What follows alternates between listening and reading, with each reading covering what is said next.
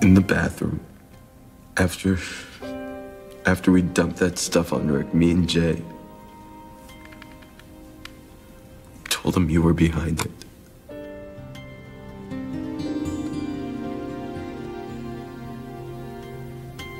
And then he shot me.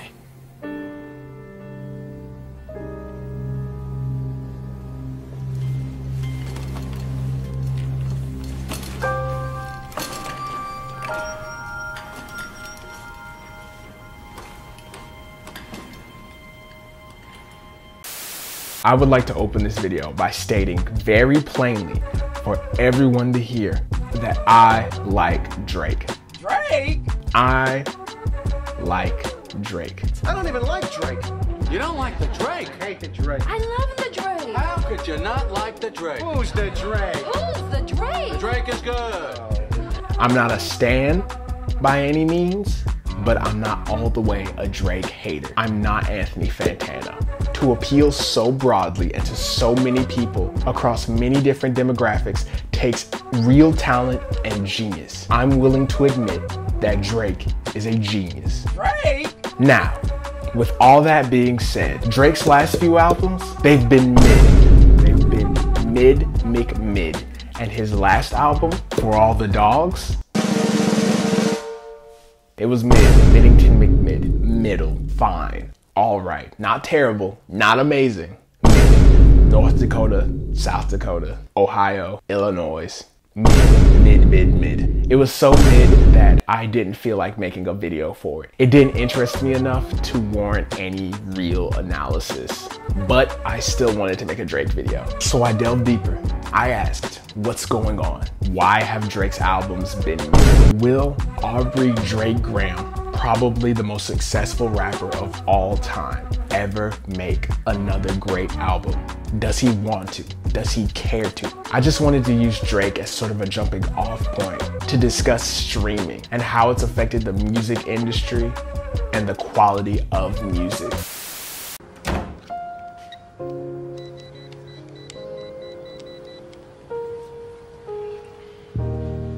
Hi, Antonio. It's Jimmy.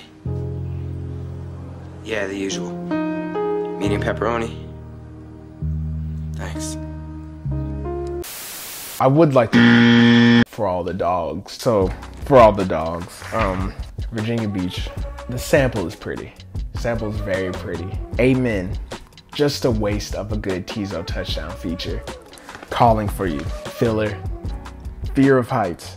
What does Drake do to these women to keep getting rejected and then dissing them on tracks? What has he done? What did he do to Rihanna? You know? What did he do?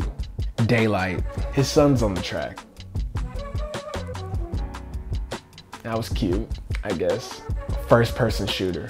NBA 2K soundtrack music. It's a perfectly good rap song, but it sounds like it's made for going to commercial break on an NBA broadcast. IDGAF.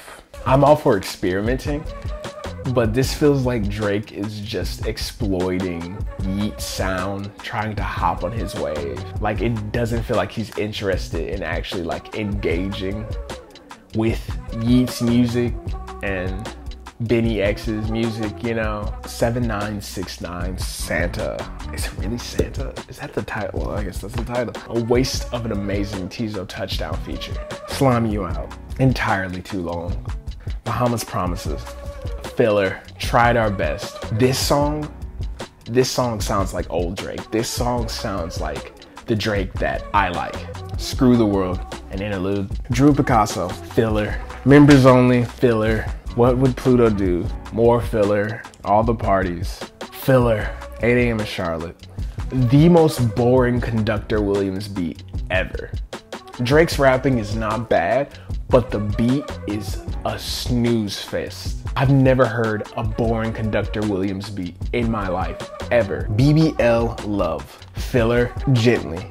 This is a Bad Bunny Drake collab. This should be the biggest song in the world. And he comes on this song trolling, speaking high school Spanish.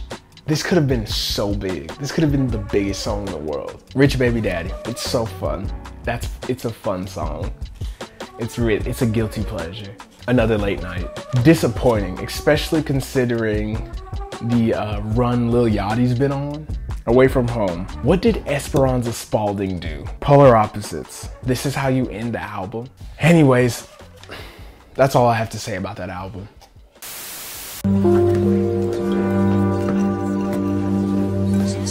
So you come to my house to steal my parents' booze. Jimmy, come on, man. Your parents are so rich, they won't even know. Just get out of here. At least let me clean it up. Just get out!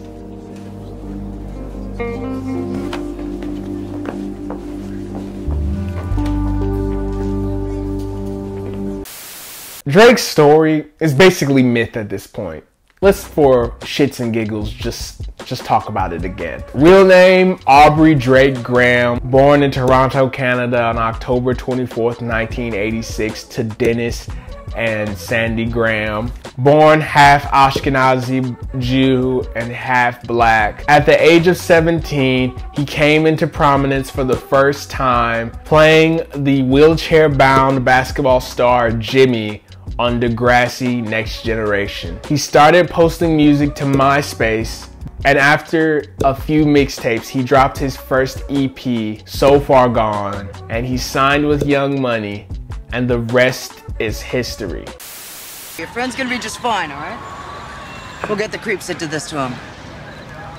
It's okay. It's okay. It's all right. You're gonna be okay. You're gonna be just fine. It's all right. I'm here. I'm not going anywhere. Okay? You're all right. You're gonna be okay. Now, me personally, I do not care about the Billboard charts. I think Billboard charts are a useless metric to understanding how good an album is, how good a song is. But we're trying to understand Drake. We're talking about Drake. Drake? The Billboard charts and being #1 on the Billboard charts are an integral part of Drake's identity. We should take a moment to understand how streaming works and how the Billboard charts work. So Drake is easily one of the most dominant forces in the history of the Billboard charts. 13 #1 singles. Every single body of music he's released, whether he calls it a mixtape or a playlist or an EP, they've all charted near the top. Now, is this an indicator as to whether or not the music is actually good? Again, no, it's not. It is not at all. But charting and charting consistently shows that there is a wide audience that is invested, that is consistently invested in your music. It might not mean you're good, but it means a lot of people like you. After looking at all these Billboard statistics, I started to wonder, is it easier to go #1 on the Billboard charts than it used to be? I wanted to go a little deeper. I wanted to do a little more investigation. Very surface level investigation, but a little more investigation. For a song to get a stream, it has to be listened to at least 30 seconds. 1,500 on-demand streams equals 1 unit. 10 track sales equals 1 album sale.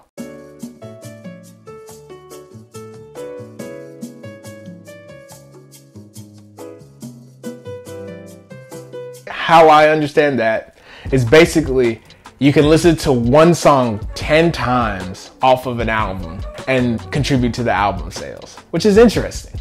Billboard tracks 3 categories when it comes to album sales: radio airplay, physical and digital sales, and streams. What is now officially accounting for the bulk of music sales is streaming. Streaming is how artists make their money now. There's 2 categories: on demand and programmed. Programmed is Pandora. Only insane people have Pandora. On demand is Spotify, Apple Music, Tidal. If you still have Tidal, kudos to you. After doing some research on streaming and how streaming actually works, it does appear that it is a little easier to game the system and get a #1 album, get a #1 single than it was when physical sales were the only option. Does that take away from Drake's achievements? Just a little. Just a little. Only a little bit. Just a little bit. But it's still difficult to chart. It's still difficult to chart. For most of the year, everyone was losing their fucking head over the fact that there was no #1 single or #1 album from hip hop. And then Drake drops And he has both a #1 album and a #1 single within a week. Even if you game the system, make a 24-track album with a bunch of filler so that like your fans will stream it over and over again and you get more streams simply because you have a longer album, that does not guarantee you'll have a #1 album. A #1 single, a #1 album still sort of means something. Really sorry about everything, okay? And if those guys give you any more problems, I got your back. You stabbed me in the back. What? You set the whole thing up. Rick, come on, I defended you. Is that real? The whole time you pretended to be my friend. You made me do this.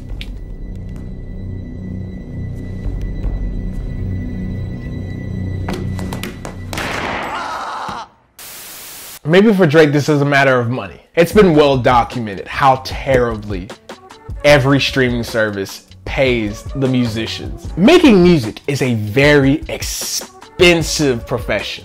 Studio time, musicians, beats, clearing samples, that's all a lot of money. That's a lot of money. And most of the time, labels don't give you much money. They give you only a portion of the budget. Now imagine that you're Drake. Like, making a Drake album probably ain't cheap. A Sexy Red feature, that ain't free. 21 Savage features, that's not free. J. Cole features, evidently they are free. Of course. He's so humble. Drake has to make a profit on every single album. He can't make the intimate, lean, well-made album. He has to make a 24 all-filler, no-killer track album. And it made me wonder, like, how rich is Drake? A lot of rappers aren't as rich as they seem. The pandemic and not being able to tour really hit rappers' pockets really hard. And a lot of rappers are still scrambling to like get out of the financial hole of 2020. And maybe Drake's making these giant albums to get out of that hole. I decided to do a little bit of a surface level dive into his finances. Turns out he's quite rich. Drake's not struggling. Drake doesn't need the money. According to CelebrityNetWorth.com, Drake is worth over $250 million. Putting out albums, putting out music is probably his least lucrative stream of income. Maybe you don't put in as much effort as you used to because you're not making as much money as you were.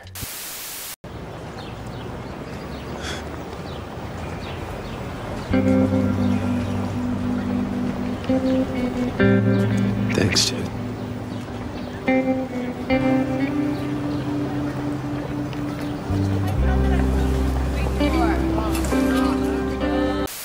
We live in the era of content. And in the era of content, people think more is better. More content is better for the bottom line. You saturate the market and you make more money. You look at the film industry. The #1 boss hog right now in film, like it or not, is Netflix. Netflix, they believe more is better. We make more Adam Sandler movies, we will make money. We need to keep their eyes on our screen, on Netflix, on our database, on our server for as long as possible to make money. And the way to do that is to make more content. Not good content, more content. Fuck good. Who cares about good anymore? Who cares about putting effort into things anymore? We just need to make more. More. Now this mindset can be seen in the music industry. We want to make money, we gotta make longer albums. 10 songs equals an album unit? Word? Okay. 20 songs, motherfucker. 24 songs. Will they listen to every song over and over? No. But they're gonna listen to the one with Sexy Red over and over again, at least 10 times. 1,500 people are definitely going to listen to the Sexy Red track at least 10 times. Oh, 21 Savage is on that track? I'm gonna listen to 30 seconds of that. Oh, it's mid? Who cares? That's the era of content. Things don't have weight anymore. Things don't matter. Nothing's physical anymore, so nothing matters. I have hope in my heart. It feels like people are so tired of just being this wave of crap. There's so much crap. There's just this giant wave of crap that is choking us and like burying like the gems, the hidden gems that are genuinely good. There are still people out there making great albums, putting effort into their music, but we are being choked by just the ocean of shit that is just going down like all the way in our throats, and it's burying and hiding the gems, the diamonds. Sometimes stuff is so good that it rises to the top. Sometimes an album is so well made that it transcends content. It becomes art. That's growing rarer and rarer by the year. If anyone can completely reset the music industry with one great album, break all the records, make tons of money, show that good music, good art still has power financially, it's Drake. Drake can do it. Drake, look at Taylor Swift and look at Beyonce. Don't look at Taylor Swift. Look at Beyonce. Look at Beyonce and Renaissance. Renaissance is a all-killer, no-filler album with 16 tracks and a #1 album, massive tour that spanned the globe, sold out everywhere, a concert film that's definitely going to open at #1 at the box office. She was able to do this off of one album with no music videos, no visuals whatsoever. Beyonce lifted the economy, but Drake, I think you could, Drake, I'm talking to you. I know you're watching this video. I know you watch all my videos, and I know you're a big fan. I'm talking to you directly. Drake, you could make something that transcends content and becomes art. You can do it, Drake. You can really do it. I just don't think you want to. You really don't want to. You don't want to. I wish you did. If you made something that lasted, it would elevate rap, the entire genre, to another level. But I don't think you want to. Yeah, I don't think you want to. Man, am I gonna end the video there?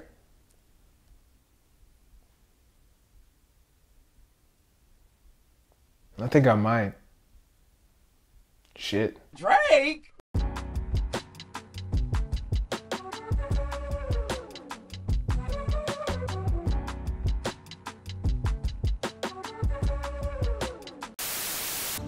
You needed to know.